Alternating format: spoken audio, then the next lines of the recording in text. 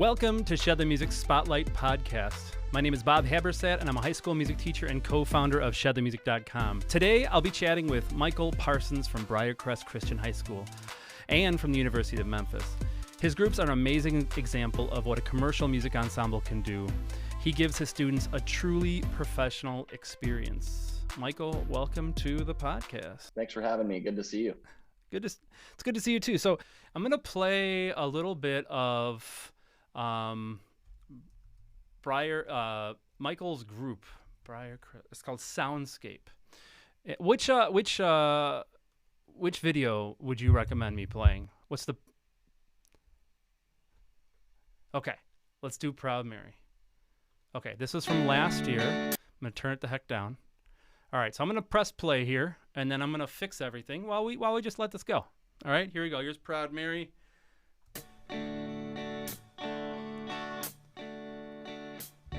You know, every now and then, I think you might like to hear something from us. Nice and easy. There's just one thing. Down in the city. You see, we never, ever do nothing. Working for the man nice every night and day. Easy. And We I always never do it. lost 1 minute Nice of sleep. and rough. I was worrying about But we're gonna take the beginning of this song and do it easy. Big wheel But then we're gonna do the finish. on turning. Rough. Proud It's the way we do. Mary, keep on Proud burning. Mary.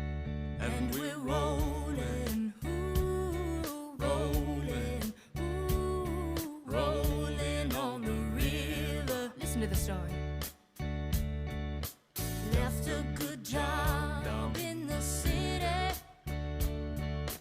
working for the man every night and day. And I never lost 1 minute of sleeping, I was worrying about the way that things might have been. Big wheel keep on turning. Proud Mary keep on burning. And we're rolling, rolling, yeah, rolling on the river. Cleaned up. All right, killing, from your group there, and I think we got you now. So if you could talk, let me just check my level. All right, here. yo. Hey, can you hear me? Hello, we can everybody. Hear you. We can hear you. That's great. Nice. Okay. So yeah. I mean, we're gonna skip our mic chat. We're gonna skip our mic chat because I think I wanted to get to know a little bit more about your background, and then what you did to go from kids to this, because I think like this is like pro, right? Yeah, And then yeah. you know, if you could backtrack and then help us with that understanding, and then yeah. So what's your background as like a musician before we get to the educator Yeah. part? Yeah, sure. So first of all, I grew up in high school band and orchestra, and I was a symphonic percussionist. And I just wanted to play. I wanted to be an orchestral percussionist. And long story short, I auditioned for various conservatories and, decided I didn't want to get into $150,000 worth of debt. So the University of Memphis gave me a great scholarship. And so I decided to pursue my bachelor's degree in percussion performance at the University of Memphis. And so I got my undergrad degree. And during that time, I was really involved in church music and leading worship. So that sort of, I had a need to develop my guitar playing skills, my keyboard playing skills, my singing ability. So I sort of became a bit of a multi-instrumentalist. And later in my undergraduate years, I discovered this group at the University of Memphis called Sound Fusion. And I auditioned as a keyboard player and I was accepted. And this group absolutely changed my life, because it took all of the, like, I've always wanted to play popular music. I just didn't have the opportunity as a kid. We didn't have a rock band or even a jazz band in my high school. Um, and so, all I had was symphonic music, which I loved. But this new group, Sound Fusion, introduced me to this whole world of popular music that just absolutely blew my mind. I was addicted. So I played with that group for 2 years. And then I decided to go to grad school and actually get a degree in orchestral conducting. Um, and so I had 2 more years at the University of Memphis. I was conducting and doing all of that, which was amazing. But then I had the opportunity to actually work for Sound Fusion as the performance coordinator and as the graduate assistant. So it was at that moment that I realized, first of all, I never wanted to teach, but I realized how powerful this music education, this educational experience was for me, for the other students involved, and how compelling it was for the high school kids that we were playing for. It was like, it was like we were celebrities. Every high school we would go to, they would just, we were signing autographs, and it was amazing. And so I decided, what? First of all, I started teaching and developed a passion for that. I was teaching band camps and just some summer camp music, things here in Memphis and around the area. And long story short, I decided, actually what I really love doing is teaching and equipping young musicians to be able to do the thing that I love the most, which is to make music. And so graduated with a master's degree in orchestral conducting. I just got married, and Briarcrest had an opening it was actually for a middle school band director position, and it was just a part-time gig. The rest of my time was spent working in the IT department. So I literally, that first year of teaching, I have a master's degree in orchestral conducting. I had toured the world with Sound Fusion. I just finished playing with Keith Urban at the FedEx Forum. It was amazing, blah, blah, blah. Now I'm going to be a middle school band director. And, I thought, man, this is probably going to suck. I don't want to teach. I don't want to teach middle school kids, blah, blah, blah, whatever. Dude, I absolutely loved it. It was like, still to this day, one of my favorite years of teaching, working with these middle school kids, and seeing every single day just the excitement on their faces when they walked into that band room. And and they had this 25-year-old fresh out of college guy that really didn't know a whole lot about what he was doing, but was just excited to do it. And so that first year, one of my colleagues sent me a video of a student in the high school named Will Tucker that was playing on at BB King's on Beale Street. And it was a video, and I watched it, and I was like, at first I thought, he's a ninth grader, how good could this be? We'll check it out. And it was absolutely amazing. Like, it just blew me away. And I thought, okay, so why is this kid not in our band program? And it was because we didn't offer anything that he felt like he could be a part of. We had marching band, we had concert band, and that was it. And so, long story short, I created what was eventually what was going to become Soundscape, which is our commercial music ensemble. So I've been there for 14 years, going on my 15th year now. And the program has developed from a very small, our high school band had 17 students total when I first came on as the high school director. And we were very focused on competitive marching, and that was pretty much it.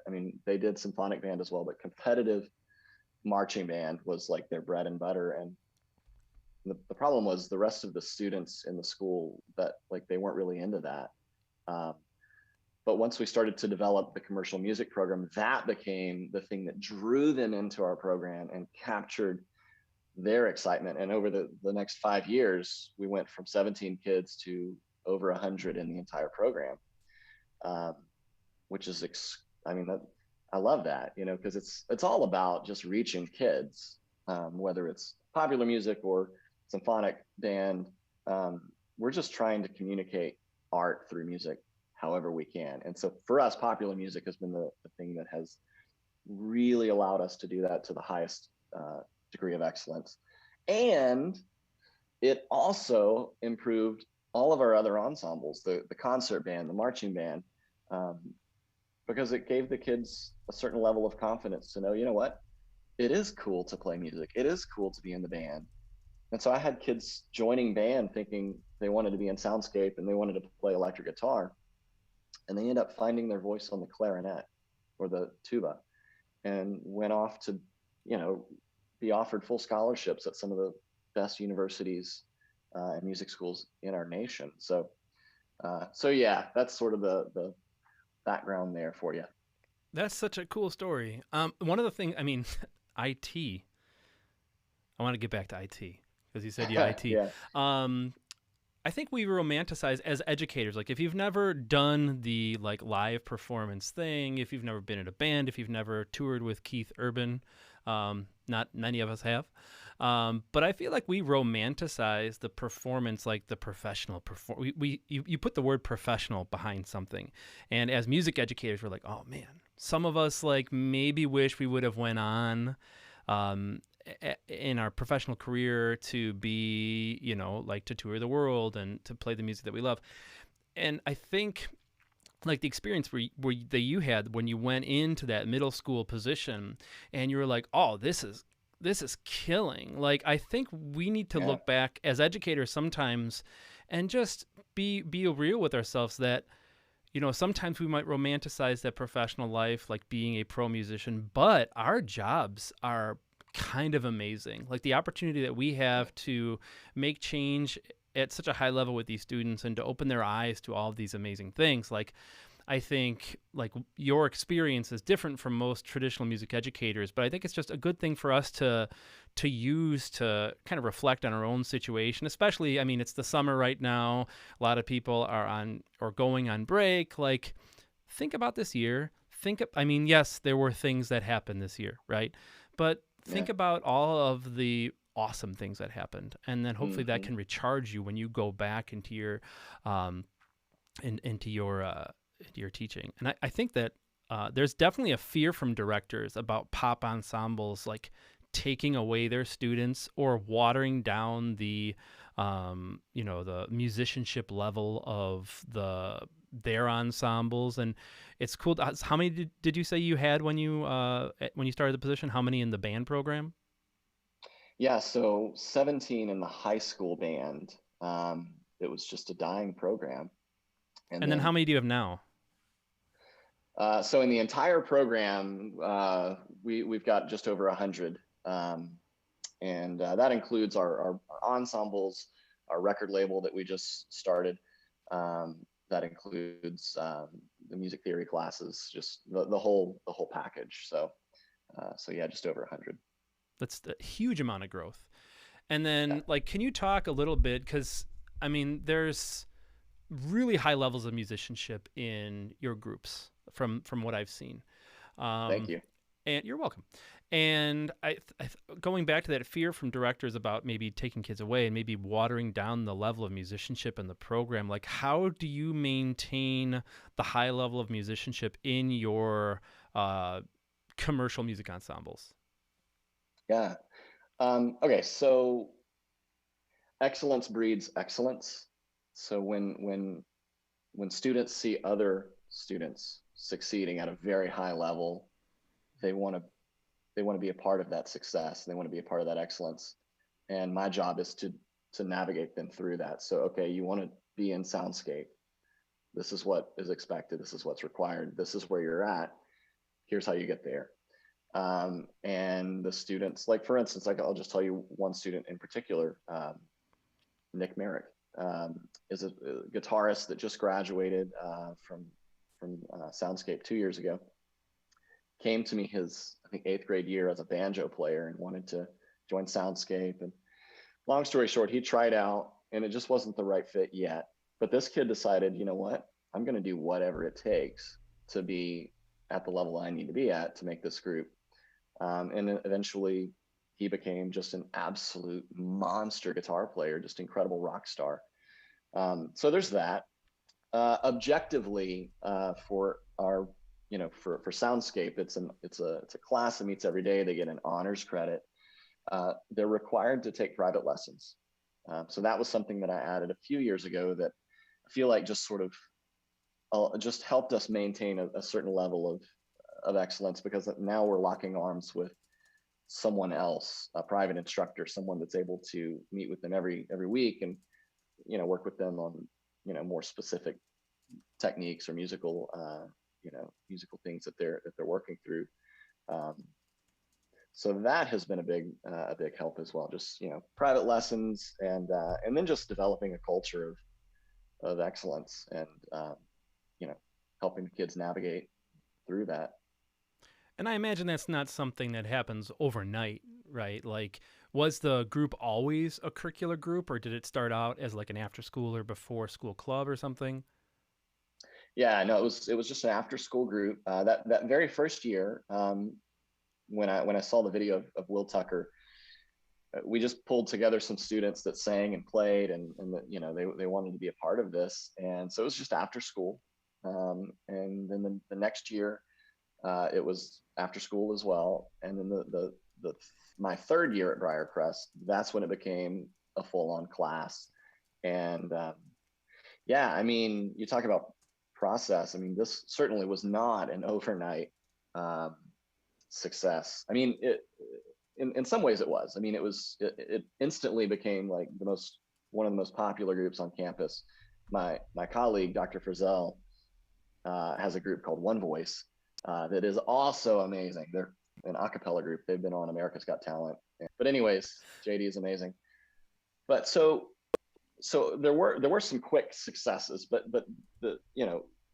over the course of almost 15 years, you start to sort of galvanize and solidify the process, and really develop a culture of, like, everybody knows when they hear the name Soundscape or when they hear the name One Voice, it's like, it's going to be awesome, because that's the expectation. So it's probably a lot of heavy lifting from you in the beginning to get to that level where, you hear Soundscape, you're like, oh man, this is going to be great. Yeah. How did you swing it with your admin to add it as a curricular class and then get the honors credit? Because I know at like my school, AP is top dog. Like if you have a class that's AP, I mean, you don't have to have like a full load of kids in it. I mean, you do, but I mean, like, they're a little more understanding about caps. They'll, prioritize placement for classes if students have AP, if it's an AP class, and, honors would be underneath that. And then it would be like the regular ed, and then it would be just like elective courses. So if you can get a class to be an honors credit, like, I mean, that helps so much with scheduling. So, like, how did you get admin to sign into both adding it as a curricular class, like during the day class, and then how did you get them to be like, oh, okay, honors credit? Yeah. Well, so first of all, I will say, I mean, I think I work at the absolute best school in America. I mean, just so blessed and privileged, because my administration is incredibly supportive. I mean, from the moment that they hired me, I knew that they wanted this thing to grow, and they were willing to support my vision. And so I've always had support from them. It's ridiculous. I'm so thankful.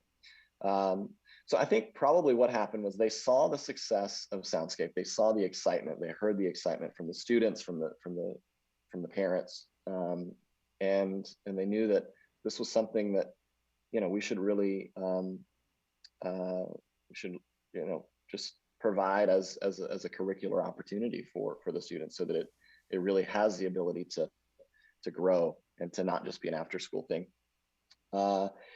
I think once we created it as a class, and I was able to sort of map out, okay, this is what these students are required to do. This is the expectation. They're taking private lessons. They're performing constantly for chapel performances, concerts, and outreach, performances for the school. I think they realize like it's a pretty busy schedule for the students. So with an honors class, you normally expect to have to spend a lot more time, just studying and preparing for all the various things that you're doing in that class. There's a greater commitment of time, and so I think I was just able to kind of map that out for the admin, and they were very supportive, and they were like, "Yep, absolutely, let's do that," and that's going to help just further strengthen the program and draw kids in, because my students are they're brilliant students. They're very smart, and so the idea of being able to not only be in a really fun ensemble playing the music that they love at a high level, being able to get an honors credit just helps bolster the GPA, and is just all the more enticing for them as well.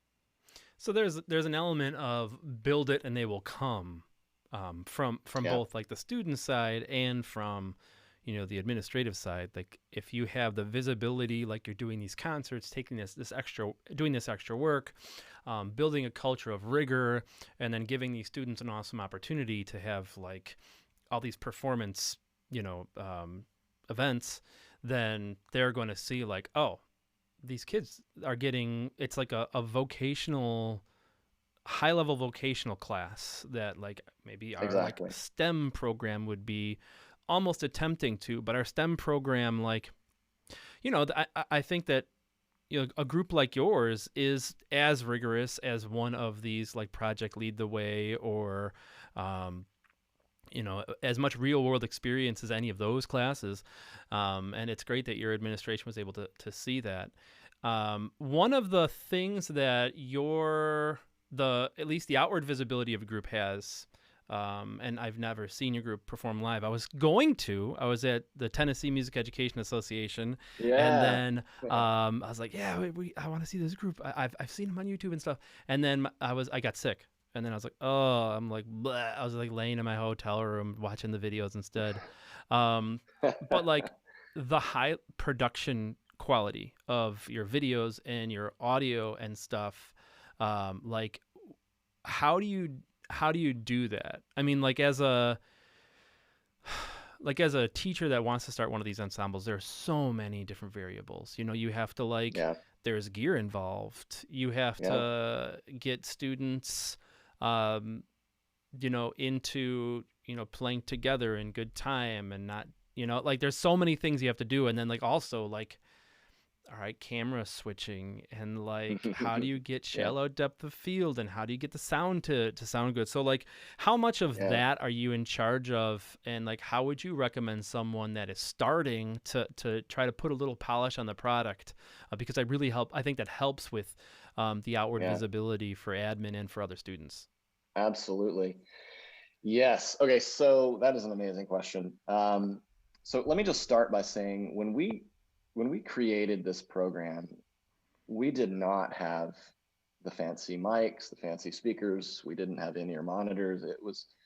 I was just borrowing an SM58 from whoever I could borrow it from, whatever kind of, low-grade speakers I could borrow from a church to push the vocals over the band just a little bit, and the guitarist, like right now we use really amazing fractal gear for the guitars, but like they were just bringing their amps on the stage, and I wasn't miking anything, and it was just super lo-fi. We were just making music, and I think so. I need to explain that I don't think that you can build something like this just by yourself. I mean, there's a team involved, and so what Briarcrest had, in addition to me coming on and creating this program, I've mentioned several times, but my colleague JD Frizzell, he came on at the same time and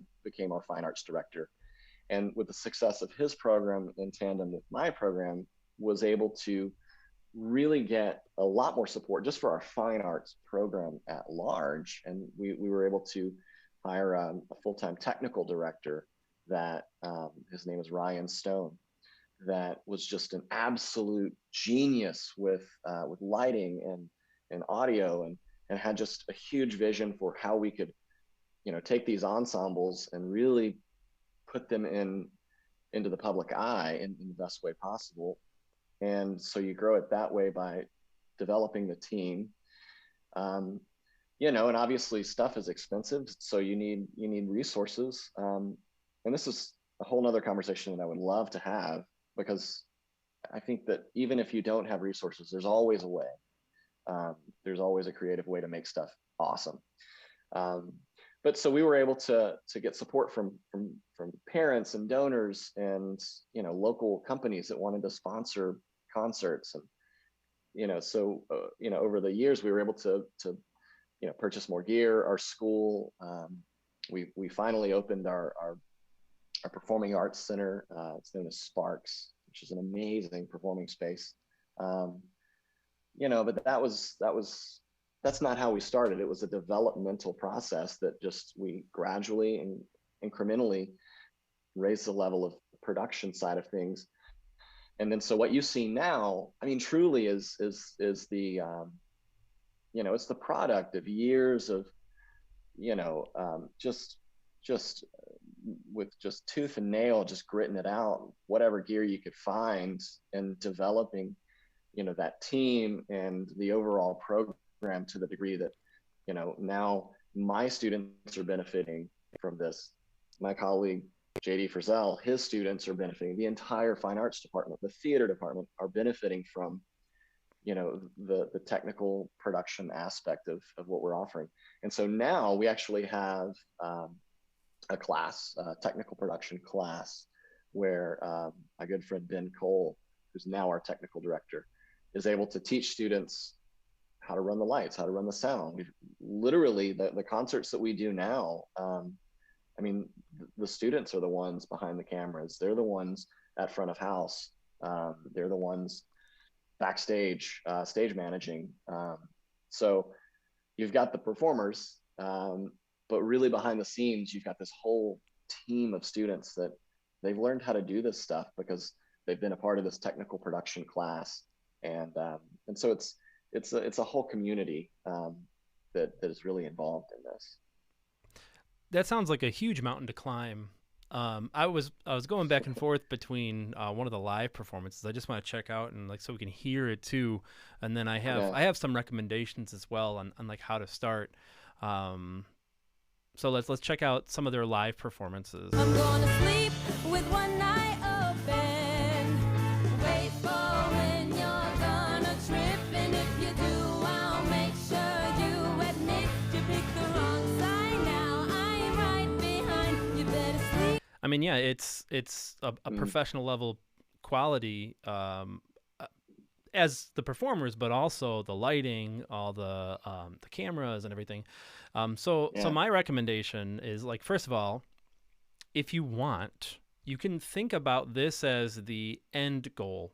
And then I would create tiered and structured real world goals that you could achieve.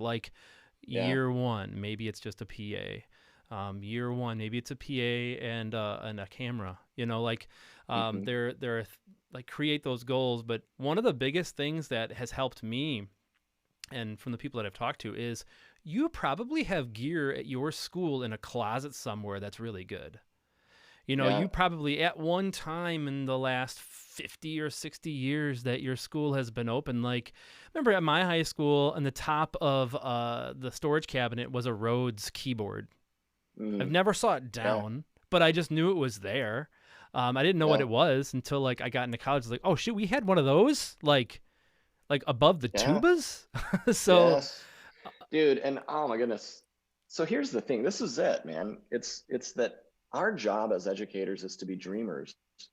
It's to see that Rhodes keyboard up on the storage cabinet and be like, what does that do? Even if you don't know what it is, you're like, what does that do?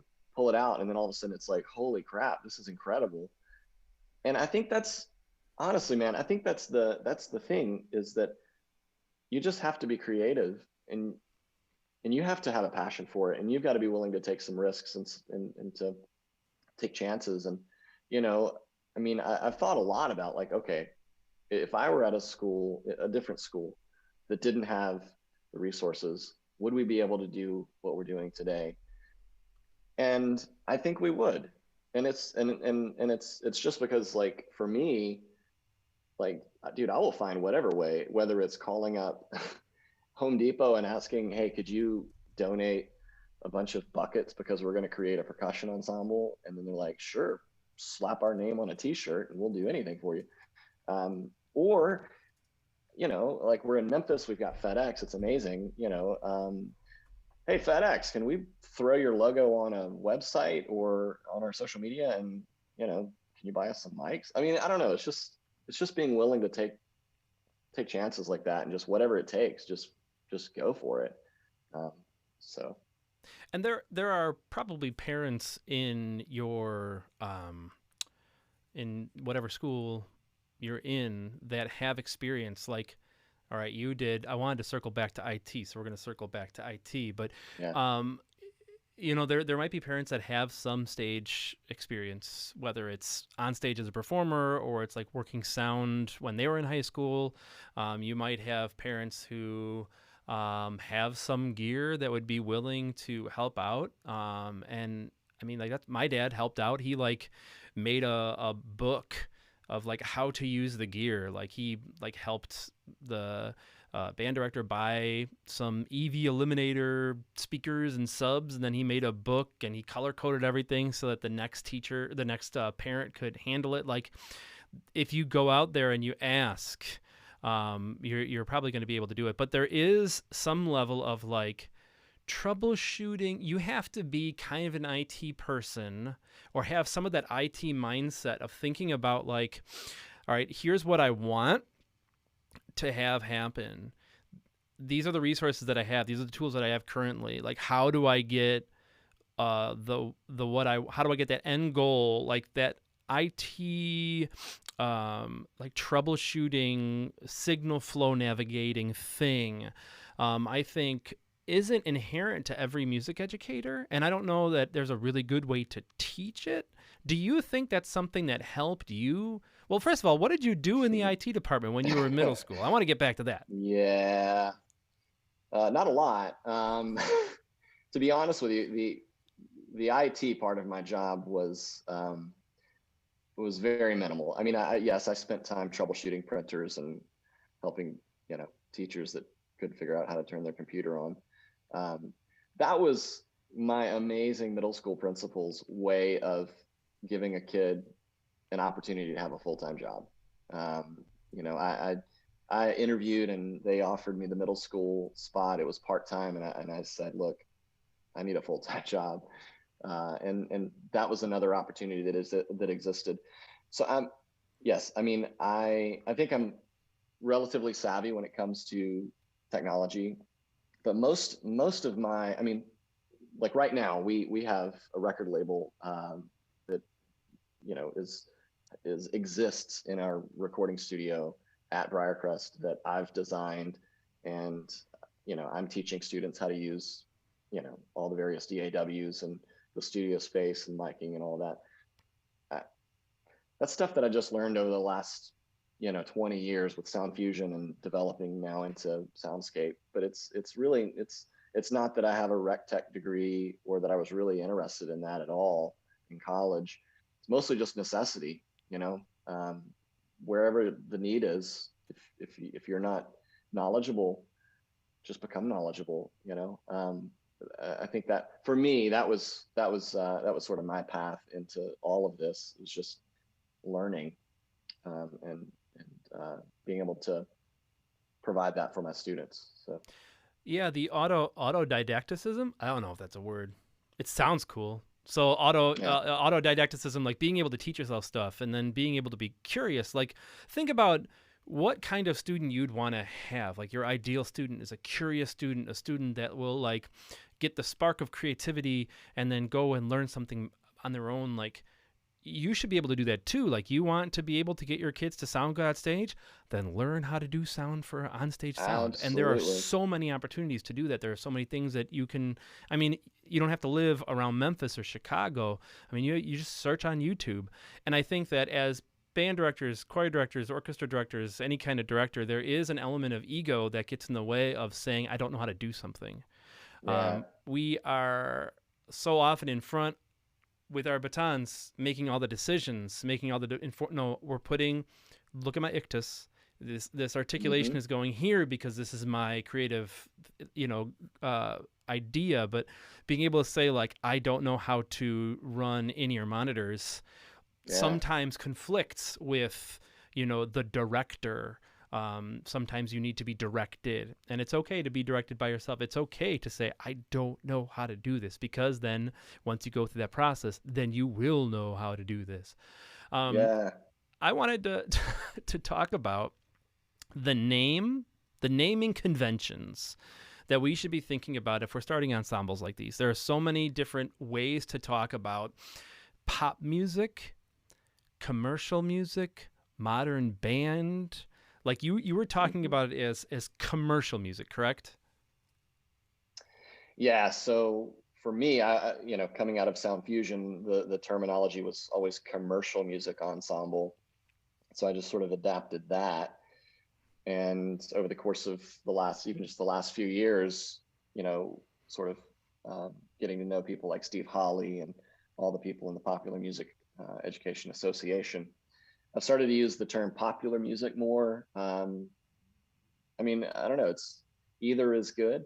I know modern band is another term. I don't really use that one as much, just because my symphonic band, well, we play modern music all the time. We play John Mackey and Eric Whitacre, and it's pretty good. That's modern. The soundscape is, I don't know, we're doing popular commercial music, so I just sort of stick with those two for the most part.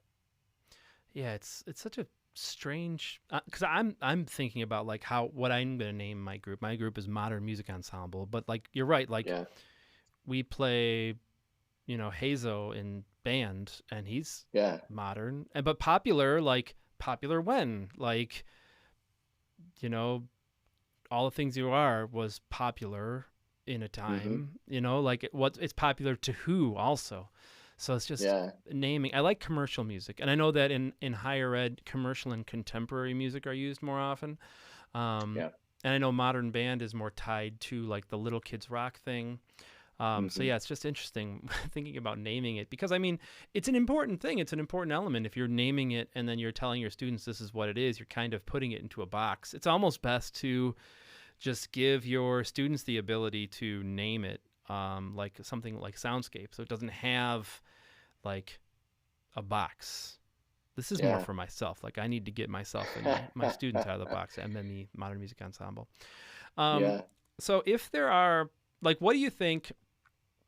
Because modern band, popular music is super enticing for educators right now. What do you think people are people missing something when they're just trying to go into it? Like, what do you think the important bits are that aren't often talked about? That's a great question. Honestly, just sort of as this conversation has gone, it's really made me think about, like, one of, I believe, is probably the most essential elements to just teaching in general, but specifically with popular music. It's just having an attitude of humility, and acknowledging, whatever weakness there is. Like, for me, like, I came from a world of orchestral music, and I was very comfortable on the podium with a baton in my hand, telling the students exactly how to play every phrase. And for me, if I'm just being super transparent, with Soundscape, one of the lessons that it took me a while to learn was to let go and to trust the students, because that is a whole nother opportunity that exists for them that I was getting in the way of. For instance, song selection. Now, what originally I thought because it's my job. I'm the director. I thought I was supposed to be like, all right, these are the songs we're going to do, and these are going to be great, and here you go. And what I realized, I was missing out on this opportunity for the kids to um, have some buy-in, to have personal investment in even that process. And so now I navigate the students through, like, certain songs that we shouldn't do because of lyrical reasons or whatever, or maybe it's a little beyond the scope of what we're capable of technically, but they choose the songs, and that's something that they love, and that's another opportunity that I just had to get out of the way of. The other thing too is, with like the technical side of things, realizing that if I want them to sound great, I have to learn about live sound. I have to learn how to use the console. I have to learn about just miking techniques, and I have to learn how to EQ, and I think once I treated that almost like a professional development opportunity, and then saw myself as in our situation as like their front of house engineer, that made life so much better for them, and they sounded better, as opposed to me like thinking I'm the director and I need to be like up on the stage, like kind of like calling the shots. Like, no, like I need to get out of the way and let them shine. And I say humility, but that's just me being, I think as a performer, as a musician, like we all have an ego, and mine sadly tends to be overinflated. And what I realized was I was becoming the bottleneck for the program, and so I had to swallow my pride and let go of some things. And when I did that, what happened was the things just blew up in a good way, and the kids became way more engaged, way more bought into the process, to the point where like they're texting me on weekends and over summer break wanting to go into the studio and practice and write songs. And it's like, I need a summer break. Let's do it in the fall. I mean, so they're just so inspired and so excited by it. So I don't. That was sort of, as we've been talking, that's been floating through my brain there. Yeah, and my favorite groups that I see, and there's like a common thread. It's like there's one jazz group around St. Charles, and they played like the directors were just in the audience. It's like the band just ran the entire thing. Or like my group, like I'm at the soundboard. My job is to make them sound good. Or if you listen to Will Kuhn talk about his electric ensemble, his electronic music group, it's like his job is to make them sound good. And then having them have all of that autonomy and choice and the way to democratize the space, I think that does add into buy-in. And then doing it in a way where like you could still help drive the bus so that they can make what might be the easy choice and what might be the best choice for students. Sometimes are different things. And I feel like my job as more of a facilitator of the group instead of the director of the group, in like the planning process, is to help them realize like what is the best choice for them instead of what the easiest choice is. And then the more you do that, the more you structure that, then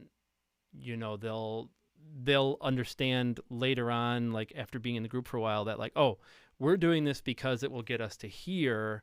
And then maybe they're thinking about that more in their practice. It's a difficult balance, because if it's total free for all, or total like director running the entire show, you have to kind of balance those two. So how do you because you still have a killing like orchestra program, like how do you balance those two roles personally? So I mean, I will say, as an educator, I think you have to wear a ton of different hats. You have to be almost like an entrepreneur. You have to be a psychologist, counselor.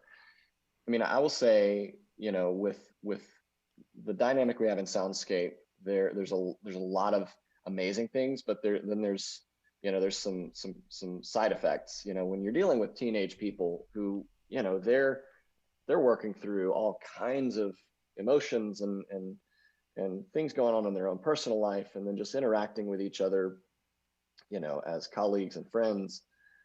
Sometimes there's conflict, and so my job is, I mean, it's like a coach, like we had a time this past year where it just felt like there were some issues within the group that needed to be addressed so that we could make the best music possible. And so one day we just sat down and sat in a circle, and I was able to talk to them about like what it means to be, well, honestly, what it means to be in a band, and to care more about your bandmate than your own personal desires, and what how can you manifest love through that, by making the band more important, than your own preferences.